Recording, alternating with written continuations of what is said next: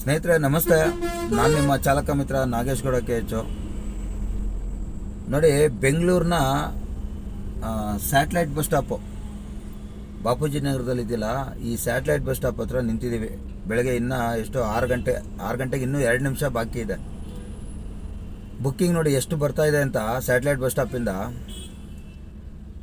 ಇಷ್ಟು ಬುಕ್ಕಿಂಗ್ಗಳು ಬರಬೇಕಾದ್ರೆ ಸರ್ಕಾರದ ದರ 24 ರೂಪಾಯಿ, 28, 32 ಈ ರೀತಿಯಾಗಿ, ಆಟೋದು 18 ರೂಪಾಯಿ ಈ ರೀತಿಯಾಗಿ ಆಯಾ ಗಾಡಿಗೆ ತಕ್ಕಂತೆ ರೇಟನ್ನು ಕೊಟ್ಟರೆ ನಾವು ಬೆಳಗ್ಗೆನೇ ಎದ್ದು ಜನಗಳ ಸೇವೆ ಮಾಡಬೇಕು, ಜೊತೆಗೆ ನಮ್ಮ ಸಂಸಾರನ ನಡೆಸಬೇಕು ಅಂತ ಬಂದಿರ್ತೀವಿ.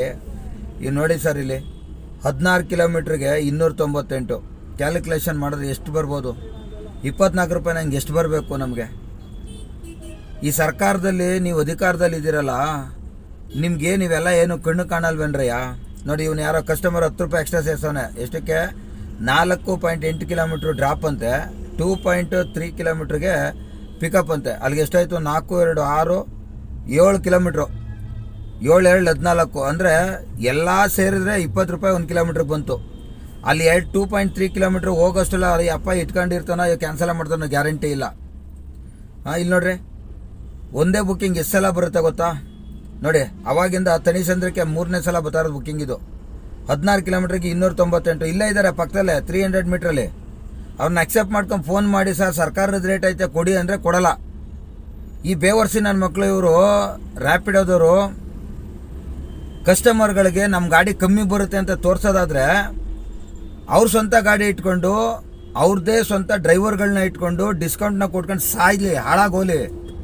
ನಮ್ದೆಲ್ಲ ಅಟ್ಯಾಚ್ ಗಾಡಿಗಳು. ನಮ್ಮ ಗಾಡಿಗಳನ್ನ ಇವರು ರೇಟಲ್ಲಿ ಎಷ್ಟು ಬೇಕಷ್ಟು ಕೊಡೋದಕ್ಕೆ ಇವ್ರಿಗೆ ಯಾರು ಸರ್ ರೈಟ್ಸ್ ಕೊಟ್ಟಿರೋರು? ಸರ್ಕಾರದಲ್ಲಿ ನೀವೇನು ಸಾರಿಗೆ ಇಲಾಖೆಯವ್ರು ಏನು ಮಾಡ್ತಾ ಇದ್ದೀರಾ ಸರ್?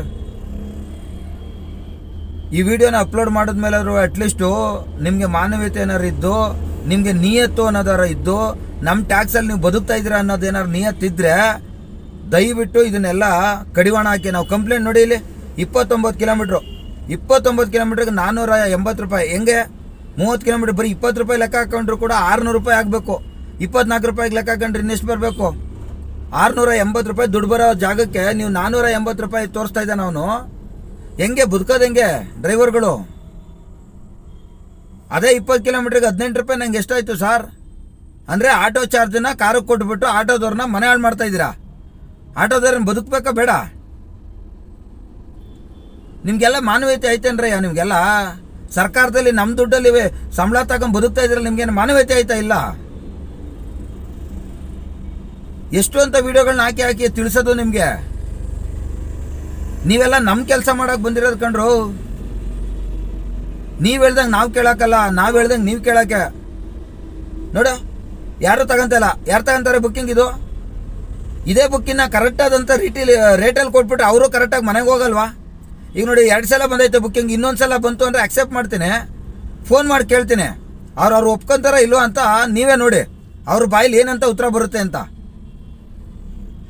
ನೋಡಿ. ದೊಡ್ಡನಾಕೊಂಡೆ 21 ಕಿಲೋಮೀಟ್ರಿಗೆ 330 ರೂಪಾಯಿ ಅಂತ. 480 ರೂಪಾಯಿ ಬರೋ ಜಾಗಕ್ಕೆ 330 ರೂಪಾಯಿ. ಯಾರು ಸರ್ ಹೋಗ್ತಾರೆ?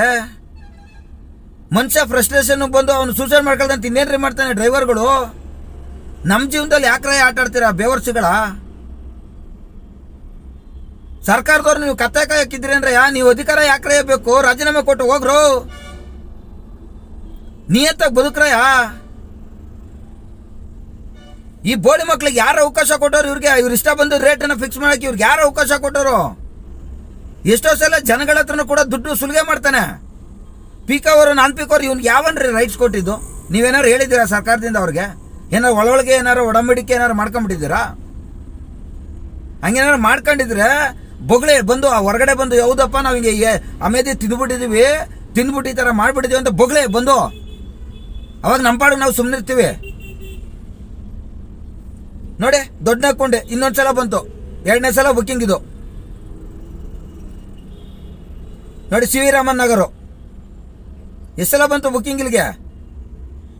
ನೋಡಪ್ಪ, 2.5 kilometre pickup, 19 kilometre drop, 19.5 kilometre, 22 kilometre ಲೆಕ್ಕ ಆಯ್ತು. ಅದು ಟೋಟಲು 346 ರೂಪಾಯಿ. ಯಾರು 316 ರೂಪಾಯಿ ಯಾರು ಕೊಡ್ತಾರೆ? ಯಾರು ಹೋಗ್ತಾರೆ ಹೇಳಿ ಓಲಿ?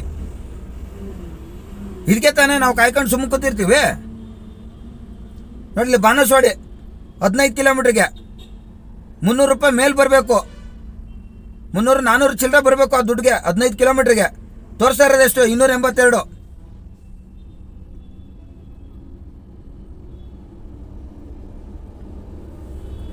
ಮನುಷ್ಯರಲ್ಲ ಬಿಡ್ರಯ್ಯ ನೀವೆಲ್ಲ. ನೋಡ ಈ ಲೋಕಲ್ಗೆ ಇವಾಗ 2.6 ಕಿಲೋಮೀಟ್ರಿಗೆ 105 ರೂಪಾಯಿ ಅಂತ. ಆಟೋದವ್ರಿಗೂ ಒಟ್ಟಿನಲ್ಲಿ ಆಟೋದವ್ರು ಬಡಬೇಗೆ ಇಲ್ಲ, ನಮಗೆ ಬೆಳಗ್ಗೆ ಬರೋದು 2.5 ಕಿಲೋಮೀಟ್ರ್ ಹೋಗ್ಬೇಕು ಅಂದರೆ 36 ರೂಪಾಯಿ ಆಗುತ್ತೆ. ಆಟೋದವ್ರು ಯಾರು ತಗೋತಾ ಇರಲ್ಲ, ಅವಾಗ ಕಾರಿಗೆ ಬರ್ತಾರೆ. ಇಲ್ಲಾಂದ್ರೆ 4 ಜನ ಇರ್ತಾರೆ, ಲಗೇಜ್ ತುಂಬ್ಕೊಂಡಿರ್ತಾರೆ, ಆಗ ಕಾರಿಗೆ ಬರ್ತಾರೆ ನೋಡಿ. ತಿರ್ಗಾ 15 ಕಿಲೋಮೀಟ್ರ್ ರಾಮಯ್ಯ ಕಾಲೇಜು. ಎಷ್ಟು ಬುಕ್ಕಿಂಗ್ ಬರ್ತಾವ್ರಿ? ಬೇಜಾನ್ ಬುಕ್ಕಿಂಗ್ ಬರ್ತಾ ಇದ್ದಾವೆ, ಆದರೆ ಸರಿಯಾದಂಥ ರೇಟಲ್ಲಿ ಬರ್ತಾ ಇಲ್ಲ. ಬದುಕೋದಂಗೆ ನೋಡಿ. ಇಲ್ಲಿ ನಮ್ಮ ಯಾತ್ರೆ ಅಂತ ಬಿಡಿ, ಅವ್ನು ಸತ್ತೋಗ್ಬಿಟ್ಟವನು. ಅವನು ಈ ಬರೋದೇ ಕೊಣಮಿಣಿ 2 ಬುಕ್ಕಿಂಗ್ ಏನ, ಅವ್ನು 108 ಕಾನೂನು ಮಾಡ್ಕೊಂಡು ಕೂತಿರ್ತಾನೆ. ಅವನು ನನ್ನ ಡ್ರೈವರ್ಗೋಸ್ಕರ ಬಂದೆ ಅಂತ ಬೊಗಳುತ್ತಾನೆ.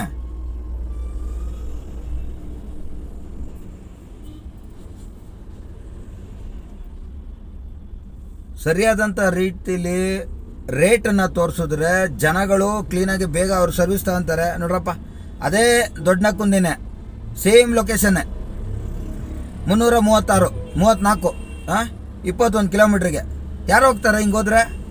ಈಗ ಅವ್ರಿಗೇನಾರು ಅಕ್ಸೆಪ್ಟ್ ಮಾಡಿ ನಾವು ಫೋನ್ ಮಾಡೋಕೆ ಹೋದ್ರು, ಇಲ್ಲ ನಾನು ರ್ಯಾಪಿಡೋ ತೋರಿಸಿದ್ದೆ ಕೊಡೋದು. ಏನು ರ್ಯಾಪಿಡೋಗೆ ಉಟ್ಬಿಟ್ಟವ್ರೆ ಅನ್ನಂಗೆ ಆಡ್ತವೆ. ಏನು ರ್ಯಾಪಿಡೋ ಅವ್ರ ಅಪ್ಪಂದು ಗಾಡಿಗಳು. ಈ ರ್ಯಾಪಿಡೋದವ್ರಿಗೂ ಹೋಗಿ ಹೇಳಿದ್ದಾಯ್ತು, ಆ ಕಂಪ್ನಿ ಇಲ್ಲಿಗಲ್ ಆಗಿ ನಡೆಸ್ತಾ ಇದೆ ನೋಡಿ ಸ್ವಾಮಿ, ಯಾವುದೂ ಲೈಸೆನ್ಸ್ ತಗೊಂಡಿಲ್ವಂತೆ ಟ್ರಾವೆಲ್ಸು, ಇದನ್ನ ಸರ್ವಿಸ್ ಕೊಡೋದಕ್ಕೆ ಅಂತೇಳಿ ತಗೊಂಡೋಗಿ ಕಂಪ್ಲೇಂಟ್ ಕೊಟ್ರು ಯಾವುದೂ ಆ್ಯಕ್ಷನ್ ತಗೊಂಡಿಲ್ಲ. ಅಲ್ಲಿಗೆ ಅರ್ಥ ಆಗುತ್ತೆ ಎಲ್ಲ ಅಮೇದಿ ತಿನ್ನೋರೆ ಅಂತ.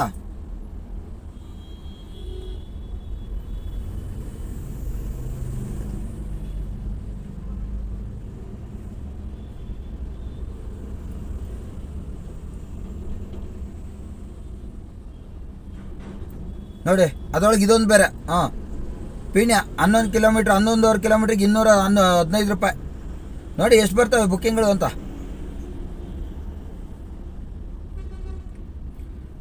ಯುವರ್ ರೇಟಿಂಗ್ ಇಸ್ ಲೋ ಅಂತೆ. ಕಸ್ಟಮರ್ಗಳಿಗೆ ಸರ್ಕಾರದ ರೇಟ್ ಕೊಡ್ರಪ್ಪ ಅಂತೇಳಿ ಫೋನ್ ಮಾಡಿ ಕೇಳಿ ಕ್ಯಾನ್ಸಲ್ ಮಾಡಿದ್ರೆ ಆವಾಗ ಈ ಥರ ಮಾಡಿಬಿಟ್ಟು ನಮ್ಮದನ್ನ ಕೆಲವೊಂದು ಬ್ಲಾಕ್ ಮಾಡಿರ್ತಾನೆ. ನೋಡಿ ಇಲ್ಲಿ ನೋಡಿ ಈ ಥರ ಕೊಡ್ತಾನೆ, ಏನೋ ಲೆಸ್ ಆರ್ಡ್ರ್ ಅಂತೆ.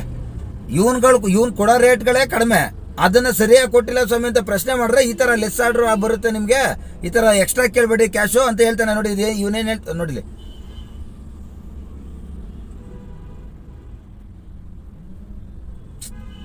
ನೋಡಿ ಏನು ಅಷ್ಟೊಂದು ಬ್ಯಾಕ್ ಟು ಬ್ಯಾಕ್ ಬುಕ್ಕಿಂಗ್ ಬರುತ್ತೆ, ಪ್ರಯೋಜನ ಏನು ಬಂತು? ಅದನ್ನು ನಾಯಿ ಮೂಲೆಯಲ್ಲಿ ಎಷ್ಟು ಅಲ್ಲಿದ್ರೆ ಏನು ಪ್ರಯೋಜನ? ಹಂಗೆ ಇದು.